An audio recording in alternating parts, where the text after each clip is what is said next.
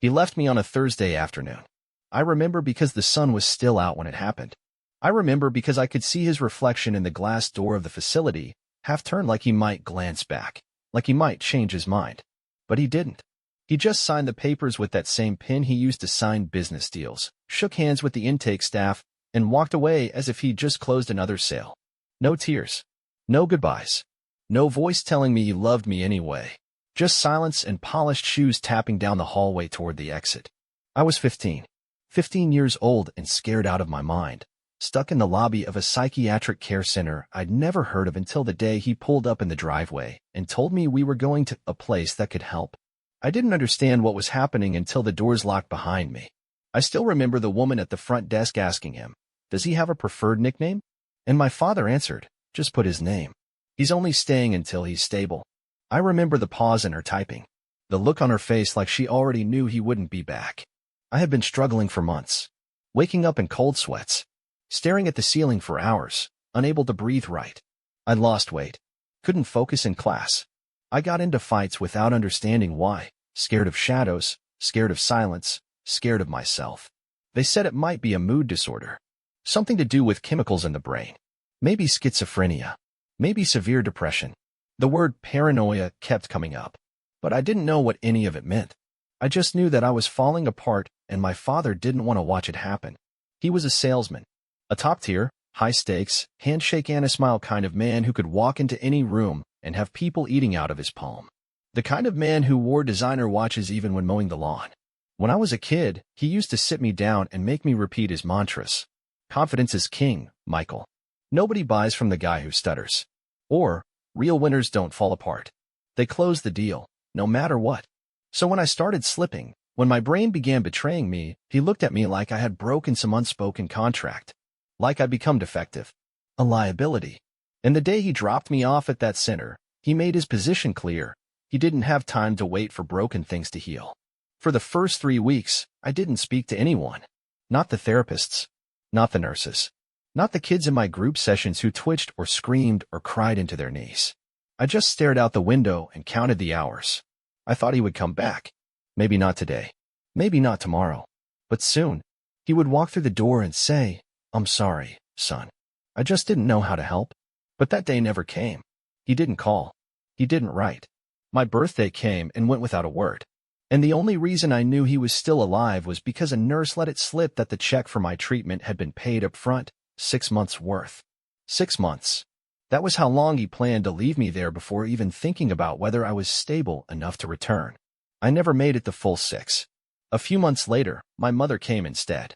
Quiet, shaken, thinner than I remembered.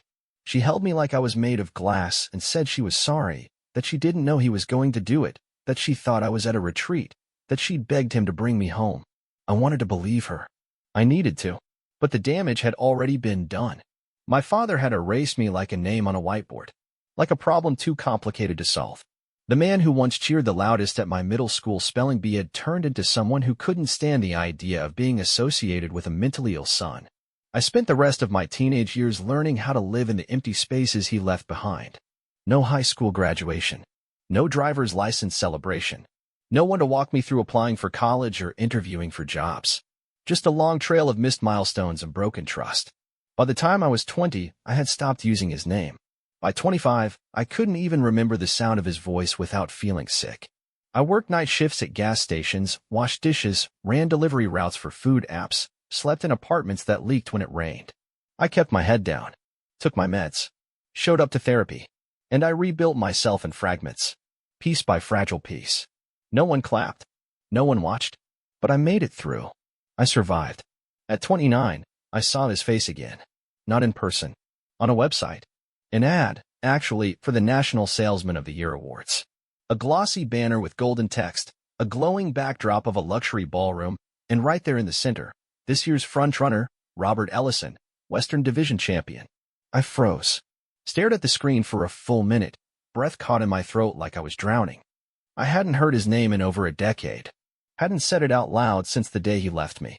And now he was being celebrated, applauded, glorified. A room of 500 people was preparing to cheer him on. Give him a trophy. Take his photo. Shake his hand and tell him he was an inspiration. And suddenly, something inside me shifted. Not rage. Not even hatred. Just clarity. A sharp, surgical understanding that this was the moment I had been waiting for. He abandoned me in silence. He let me rot while he climbed his golden ladder. But I wasn't 15 anymore.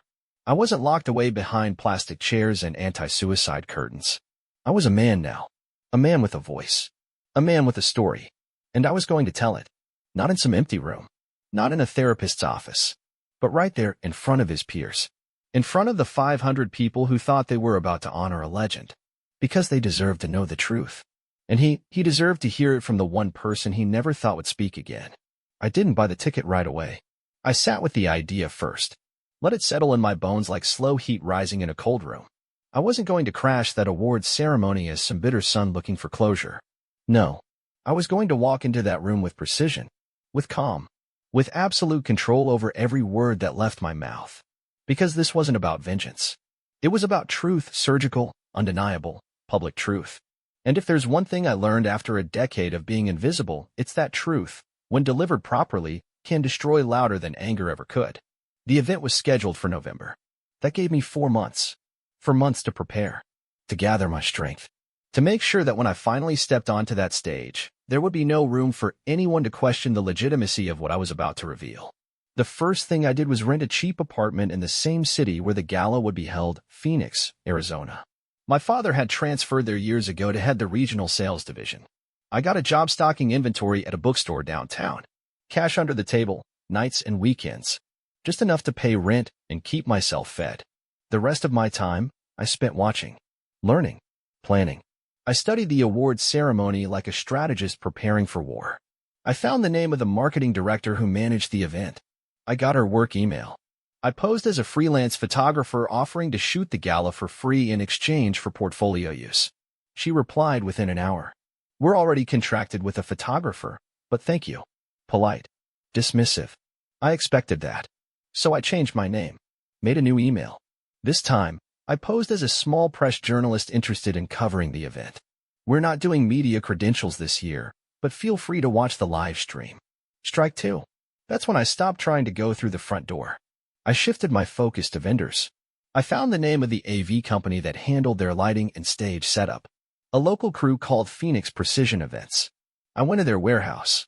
Told them I used to do tech work for school plays and asked if they ever needed freelance help. After 2 days of loading crates and testing cables, they gave me a shirt. I was in. The week of the event, I rode in the truck that delivered the lighting trusses to the venue. I saw the ballroom before it was filled, the stage half-built, the giant projection screen hanging like a judge waiting to announce a verdict. I walked every corner of that room. Memorized the exits. Clocked where the cameras would be. Counted the chairs. All 500 of them, perfectly lined up in golden rows.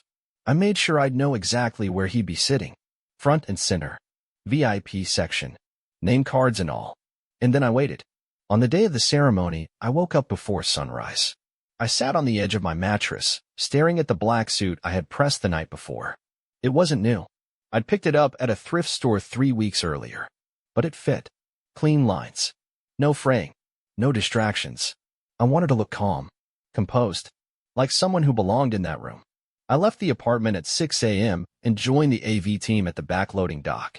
We spent the morning setting up final adjustments, cue lights, lavalier mics, uplighting gels. My badge said stage crew. No one looked twice. By 4 p.m., the ballroom was sealed off for final security checks. By 5 p.m., guests began arriving. Men in tuxedos.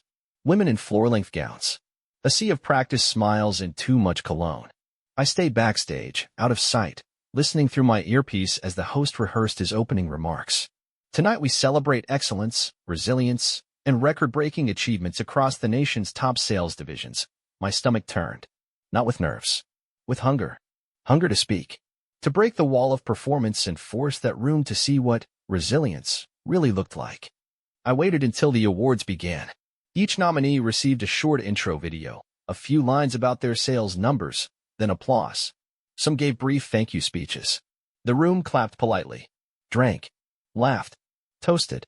Then the host stepped up to the mic and smiled. And now, he said, the moment we've all been waiting for. This year's National Salesperson of the Year. A man with a 2-decade career, 12 straight quarters of exceeding targets, and a client retention rate unmatched by anyone in our company's history, I stepped out of the shadows. Slowly. Deliberately. Please welcome to the stage. Wait. One word. Soft but clear. It cut through the room like glass shattering. Heads turned. Cameras twitched. The host froze, blinking toward the side of the stage. And there I was. Calm. Straight-backed. Mic in hand. Before you bring him up here, I said, I'd like to introduce myself. My voice was steady. Amplified. Impossible to ignore. My name is Michael Ellison. I'm Robert Ellison's son. A long silence followed. Murmurs. Gasps. My father's face was stone. Pale. Still. He hasn't seen me in 15 years, I continued. Because when I was 15 years old, he left me at a psychiatric treatment center and never came back. The audience was frozen. Some people had forks halfway to their mouths. Some lowered their wine glasses in slow motion. I was diagnosed with a mood disorder. I was confused. Scared. I didn't even know what was happening to me. But instead of helping me, my father decided I was no longer part of the image he wanted to present to the world. So he signed me away, turned his back, and focused on the only thing that's ever mattered to him, winning. My heart pounded in my chest, but my face didn't betray it. I didn't stammer. I didn't cry. I just stood tall and kept going. This man you're about to give an award to, he built his legacy on abandonment. He left a 15-year-old boy alone in a locked facility for months, without visits, without calls, without love. And he's never once apologized. Not once. I turned to face him. Looked him dead in the eyes. You could have been my father. But you chose to be a salesman instead. And tonight, I want you to know, you don't get to stand on this stage and be celebrated without remembering the son you threw away. Security began moving toward me. I saw their shadows from the side. I had about 10 seconds left. So I leaned into the mic and finished. This isn't about revenge. This is about truth. And truth deserves a stage, too. I handed the mic to the host. Quietly. Cleanly. And walked off. The moment I stepped off that stage, the entire ballroom felt like it was breathing through a straw. You could hear the clink of a spoon dropped into a glass. My footsteps echoed across the floor as I walked toward the exit at the back of the venue. Not fast, not slow, just steady, deliberate, like I'd already made peace with everything that was coming next. No one stopped me. Not the security guys who'd been headed my way. Not the host. Not even my father. Especially not my father. I caught a glimpse of his face as I passed the final row of tables. He hadn't moved. He was frozen in his chair, jaw clenched, staring down at the white tablecloth as if the truth I'd spoken had scorched a hole in the linen. I walked out into the night air and stood on the sidewalk, the doors shutting behind me with a hiss of pressure and silence. I didn't run. I didn't shake. I just stood there, staring at the streetlight flickering overhead like a camera flash in slow motion. 15 years I'd waited to speak. 15 years of therapy, relapses, low-paying jobs, rented rooms, medication adjustments, and the constant weight of wondering if maybe, just maybe, I really had been too much to love. And then, in 5 minutes, I put it all out there.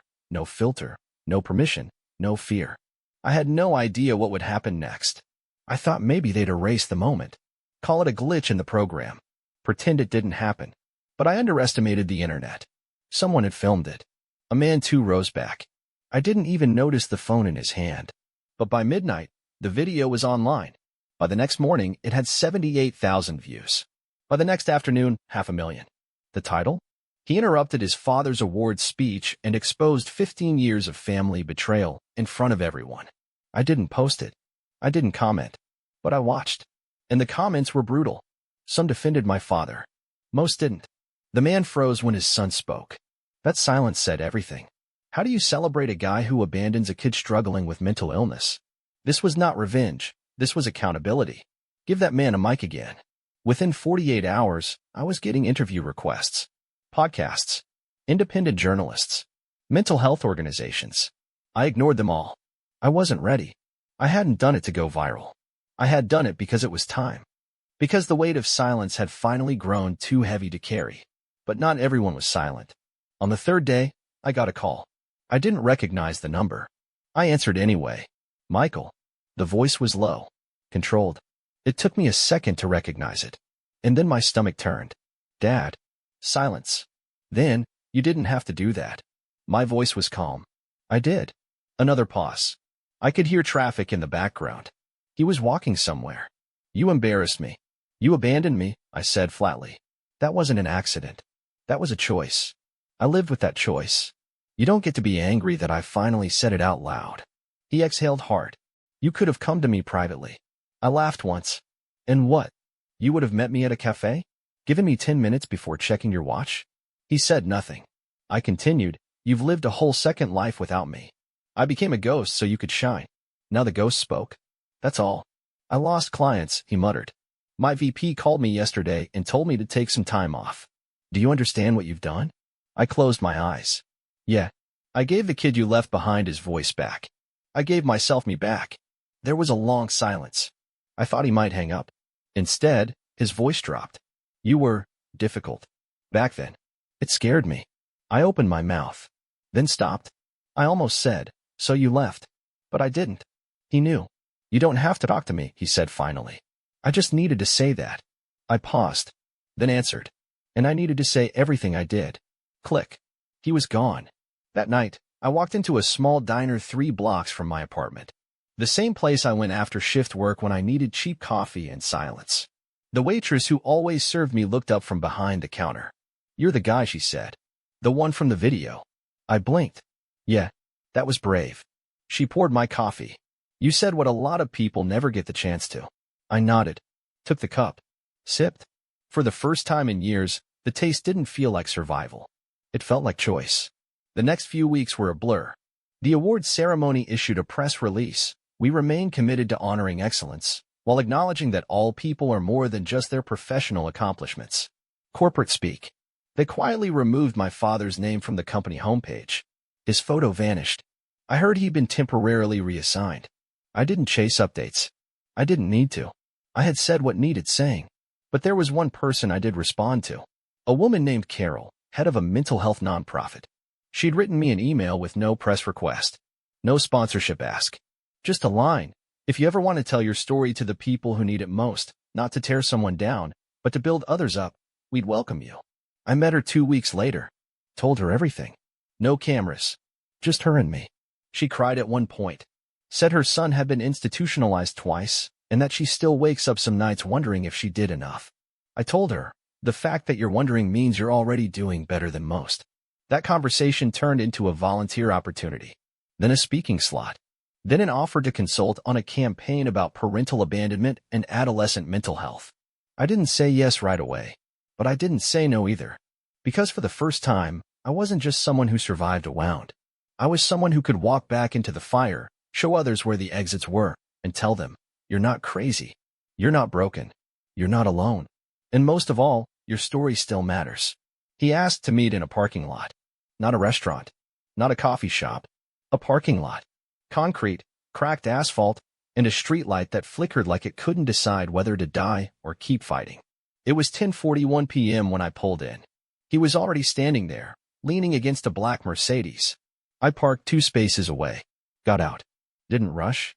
Didn't speak. He turned slowly when he saw me. His suit was wrinkled. His face, older than I remembered, like the mask he'd worn for decades, had finally peeled off and left nothing beneath but skin and regret. You came, he said. I nodded. You asked? For a long moment, we just stood there. Father and son. Strangers. Why here? I finally asked. Why not somewhere normal? He shrugged. I didn't think you'd come if it felt like a setup. I leaned back against my own car. The silence between us was thick. And then he broke it. I haven't slept since the gala. I looked at him. Good. He flinched. I deserve that. You deserve more than that, I said. But this isn't about punishment. This is about clarity. He nodded slowly. You think I never regretted it? I think you pretended it never happened. That's not true. Really? I asked. Then where were you? Where were you when I was put on suicide watch? When I had my first panic attack in the middle of a grocery store and passed out on the floor? When I couldn't afford my meds for 2 months and started hearing voices again? His jaw tightened. I didn't know. Of course you didn't know. You weren't there. He ran a hand down his face. I was scared. Michael. You were selfish, I snapped. You didn't want a son who didn't fit your image. You didn't want to deal with something that couldn't be polished and sold. You didn't abandon me out of fear. You abandoned me out of inconvenience. He turned away, looked down at the ground. I've told myself that dropping you off was helping. That I wasn't equipped to support you. That professionals would know better. Then why didn't you come back? My voice was sharp now. Why didn't you visit? Call? Hell, even write a damn letter? He didn't answer. Couldn't. The wind pushed a loose piece of trash across the pavement. Somewhere nearby, a dog barked twice and then went quiet. You know what the worst part is? I said. It wasn't the loneliness. It wasn't the meds or the side effects or the hallucinations. It was realizing I wasn't sick because of you, but I was suffering without you. His head snapped up. What do you mean? I mean I didn't need saving. I needed parenting. I needed someone who didn't run when things got dark. Someone who could say, I'm scared too, but I'm staying anyway. He swallowed hard. I didn't have that in me. Then you should have never had a child. His breath caught. His shoulders dropped. And for the first time, I saw it, not guilt, not shame, but loss. What do you want from me? He asked. An apology? No, I said. I want you to understand that I didn't come back to be part of your life. I came back to close the door you left wide open. He stepped closer. So that's it. That's it. I looked him in the eyes. You will never be my father again. You gave up that role. I stood on that stage not because I needed you to hurt, but because I needed me to heal. His eyes glossed. He blinked it away. I thought I was doing what was best. Then you were wrong, I said. But wrong doesn't erase the damage. It doesn't rewind the years. I reached into my jacket and pulled out a small envelope. This is a letter I wrote the week after you left me. They made me write it in therapy. I never sent it. I handed it to him. Read it. Then burn it. Or frame it. I don't care. But know this, that boy you left behind isn't waiting for you anymore. I turned to go. Michael. I paused. I know I don't deserve a second chance. I looked over my shoulder. Then don't ask for one. I got into my car. Drove away. Didn't check the rearview mirror. Didn't look back. When I got home, I sat on the edge of my bed and realized I didn't feel lighter. I didn't feel victorious. I felt finished. Like a chapter had closed so completely that even the memory of its beginning felt like someone else's life. I slept that night, really slept, for the first time in over a decade. No dreams. No waking up gasping for breath. Just silence. And peace. Peace is a strange thing. You think it's supposed to feel like fireworks, like music swelling in the background while you walk into some golden sunset. But it doesn't. It feels like stillness. Like walking into a room and realizing for the first time that there's nothing left to brace for. No voices. No storms. No past waiting to ambush you from behind. Just air. Just silence. Just you. I woke up the morning after our meeting and sat on the edge of my bed for a long time. I didn't reach for my phone. Didn't check the news. Didn't replay our conversation in my head for the 100th time like I used to after every argument in my life. I just sat there and listened to the sound of my own breath. Calm. Steady. Whole. In the following weeks, the noise from the gala died down. The video stopped trending. My father's name faded from the headlines. I heard through someone at the nonprofit that he'd taken an early retirement. Moved out of state. Tried to rebuild somewhere no one knew who he was. I didn't follow up. I didn't want to know if he was suffering. I didn't want to know if he was thriving either. I didn't care. That part of my life was over. I'd closed it with my own hands. Not for revenge. Not for pity. But for myself. I started spending more time at the nonprofit. At first, just helping out with social media and campaign copywriting. Then mentoring. Then giving short talks at high schools and youth centers. It was strange at first, being seen as someone who had survived something. I didn't feel like a hero. I didn't feel wise. I just felt real. I told my story honestly. No polish. No script. I talked about panic attacks. About hallucinations. About waking up and feeling like gravity was broken. I talked about the hospital. The loneliness. The rage. And then I talked about rebuilding, how slow it is. How some days, healing feels like watching paint dry in the dark. But you keep going. You keep brushing on color. One layer at a time. And eventually, one morning, you open the blinds, and the wall is dry. And you don't remember when it stopped hurting. You just know that it did. One night, after a particularly heavy talk, a 17-year-old kid with sharp eyes and a quiet voice pulled me aside. What do you do, he asked, if the person who hurt you keeps pretending they didn't? I looked him in the eye. You tell your story anyway, I said. You speak it into the silence they left. And eventually, that silence will answer back, not with them. With something better. Yourself. He nodded. I gave him my number. Told him to call me if things got bad. He never did. But I still think about him sometimes. Wonder if maybe that moment was enough to tilt something forward. That's what storytelling does. It doesn't erase pain. It repurposes it. It takes what was broken and makes it into a lighthouse. One night, I went back to the facility where it all started. The psychiatric center my father left me at when I was 15. It looked smaller than I remembered. Less like a fortress. More like a building full of people trying their best. I walked the hallways quietly. A nurse asked if I needed help. I said no, just visiting. She nodded, gave me space. I stopped at the end of the hallway, in front of a door with a small brass number on it. My old room. I stood there for a while. Didn't go in. Just pressed my hand to the door and whispered, "We made it." Then I turned around and walked out. I didn't cry. I didn't break down. I just left. Not in pieces, but as a whole man. A man named Michael. A man who no longer flinches at mirrors. A man who knows his voice will never be taken again. Not by silence. Not by shame. And never by someone who chose to walk away.